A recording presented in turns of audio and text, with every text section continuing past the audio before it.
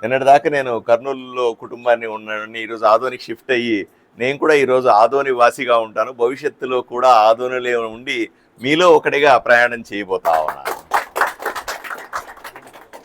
So ఈ ఈ అత్యధికంగా ఉన్నటువంటి సకులశాల సమాజానికి సంబంధించినటువంటి వ్యక్తులు, విశిష్ట వ్యక్తులు వీళ్ళందరూ కూడా ఎంతో కాలంగా ఆదోని అభివృద్ధి కోసం కానీ, ఆదోని ప్రజలు అభివృద్ధి కోసం కానీ తీవ్రంగా కృషి చేస్తూ ఉన్నారు, ఆలోచనలు చేస్తూ ఉన్నారు.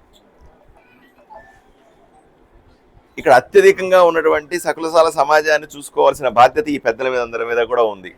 వాళ్ళ కష్ట నష్టాలు కానీ, వాళ్ళ సంక్షేమం కానీ, వాళ్ళ అవసరాలు కానీ, వాళ్ళ ఇబ్బందులు కానీ, వాళ్ళని మరింత ముందుకు తీసుకెళ్లాల్సినటువంటి మార్గదర్శనం కానీ ఇవన్నీ కూడా చూడాల్సిన బాధ్యత మారుతిరావు గారు కానీ, పెద్దలు కానీ, యువకులందరి మీద పెద్దగా ఉంది.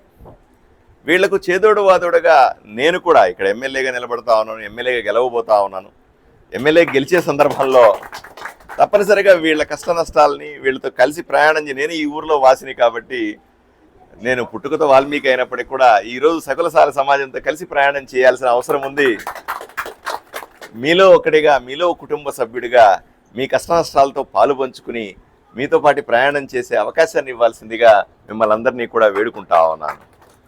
ఒకటి మాత్రం గట్టిగా చెప్తాను, ఇక్కడ ఎన్నో సమస్యలు కనపడతా ఉన్నాయి. మంచినీటి సమస్య కనపడతా ఉంది, రోడ్లకు సంబంధించిన సమస్య కనపడతా ఉంది, బిడ్డలు చదువుకోవడానికి మంచి కాలేజీలు లేవనే సమస్య కనపడతా ఉంది, ఉన్న ఒక డిగ్రీ కాలేజీ కూడా అద్దె భవనంలో ఉందన్న సమస్య కనపడతా ఉంది. పోనీ చదువుకున్న బిడ్డలకి ఏమన్నా ఇక్కడ లోకల్గా ఉద్యోగాలు దొరుకుతాయంటే ఉద్యోగాల సమస్య కనపడతా ఉంది. ఉన్న ఫ్యాక్టరీలో మూతపడిన సందర్భంలో మనకందరికీ తెలుసు సకులశాల సమాజం ప్రత్యేకంగా ఒకప్పుడు ఇక్కడ వలస రావడానికి, ఇక్కడ స్థిరపడడానికి, ఇక్కడ జరిగినటువంటి స్పిన్నింగ్ మిల్లు, ఇక్కడ ఉన్నటువంటి ఈ కాటన్ మిల్సే ప్రధాన కారణమని మనకందరికీ తెలుసు. ఆ వృత్తి మీద ఆధారపడి ఇక్కడికి వచ్చిన వాళ్ళందరూ కూడా సడన్గా ఆ మిల్లు మూతపడిపోవడం వల్ల, పరిశ్రమలు పూర్తిగా మూసుకుపోవడం వల్ల జరిగిన నష్టాన్ని కూడా మనం ఇక్కడ అంచనా వేయాల్సిన అవసరం ఉంది.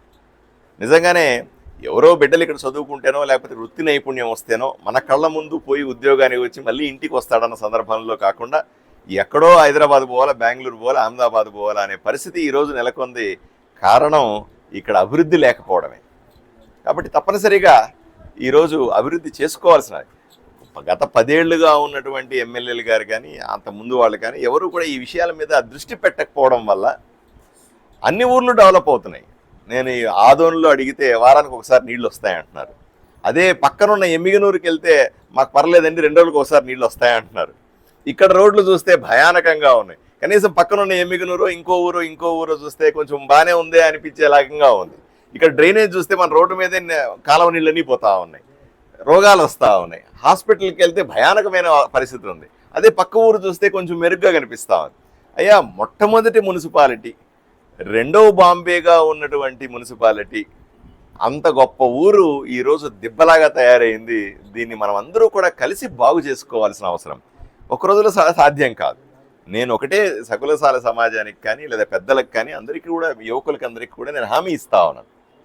అయ్యా, డెఫినెట్గా నేను ఎమ్మెల్యే అయిన వెంటనే ఈ సమాజంలో ఉన్న సమస్యల పట్ల, ఇక్కడ ఉన్నటువంటి ఇబ్బందుల పట్ల ప్రత్యేకంగా దృష్టి సారిస్తాను. దాంతోపాటుగా అంతేకాదు, ఇక్కడ ఈ ఊరిని బాగు చేయడంలో మీ పాత్ర చాలా కీలకమైనది. ఆ పెద్ద సమాజం, పెద్ద సంఖ్యలో ఉన్నారు. అంటే ఊరంటే అదేదో పెద్దగా మనం బాగుంటే, ఒక సమాజం, సకుల సమాజం బాగుంటే ఊరు బాగున్నట్టుగానే భావించాల్సిన అవసరం ఉంది. ఒక ఊరిలో 5-6 సమాజాలు, 10 సమాజాలు ఉంటాయి. అవి బాగుంటే ఊరు బాగున్నట్టుగా మనం ఆలోచన చేయాల్సిన అవసరం ఉంది. ఈ ఊరిని బాగు చేసుకోవడంలో మీరు కీలక పాత్ర పోషించాలని, అవసరమైతే రాష్ట్ర ప్రభుత్వం దగ్గర నిధులు లేవు అవి ఇవి అంటే, ఇప్పుడు ఏమన్నా అంటే ఊరు బాగు చేయలేదంటే డబ్బులు లేవండి అంటున్నారు. ఏమి ఇబ్బంది లేదు. ముఖ్యమంత్రి దగ్గర డబ్బులు లేకపోతే ఏమి ఇబ్బంది లేదు. నేను ప్రధానమంత్రి దగ్గర డబ్బులు తీసుకొని వచ్చి ఈ ఊరికి ఖర్చు పెట్టి ఇక్కడ బాగు చేస్తానని, ఈ ఊరిని ఒక బాధ్యతగా తీసుకుంటానని, సకుల సమాజాన్ని నా గుండెల్లో పెట్టి చూసుకుంటానని మీ అందరికీ వాగ్దానం చేస్తా ఉన్నాను. నమస్కారం.